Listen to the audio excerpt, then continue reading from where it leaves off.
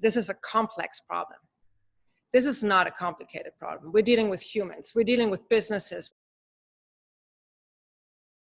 Culture is super important because it permeates through everything in a company. When we go back to the Industrial Revolution and we talk about scientific management, so that's Friedrich Winthrop who perpetuated this idea that, employees need to be managed like a machine gets managed. You write a job description, that particular person performs this job description, and that's essentially all they need to do in order for the company to be successful. We can see this scientific management in action as, for example, the org chart.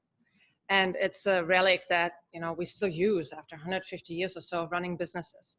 And it's actually not particularly effective, I think, as we can all agree, in outlining how information flows in the company. I think we've seen, over the years and over the last decades in particular, how that system is falling apart quite dramatically. And how people, when they don't feel engaged and when they feel like really just like this cog in the machine, that they don't participate in the way that we want them to participate. This is a complex problem.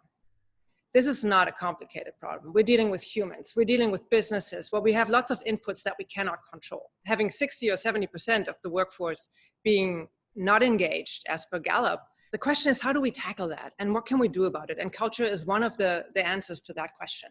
Small businesses are in a particularly great position to realize this. When we think about the Dunbar number, which is, I think, 150, which means the actual number of people you can have reasonably close relationships with.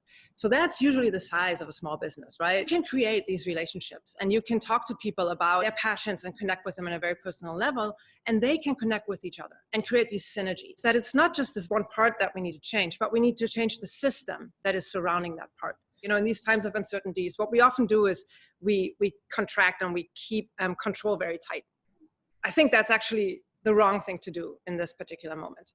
The right thing to do is to open up, show this courage and be vulnerable and say, I don't have all the answers.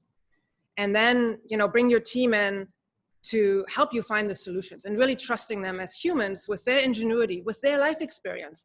Bring them in their wholeness, not just in terms of the job description. There are companies out there who are spearheading this because they see this provides for better places to work, for more profitability, and for a thriving company overall that will stand the test of time.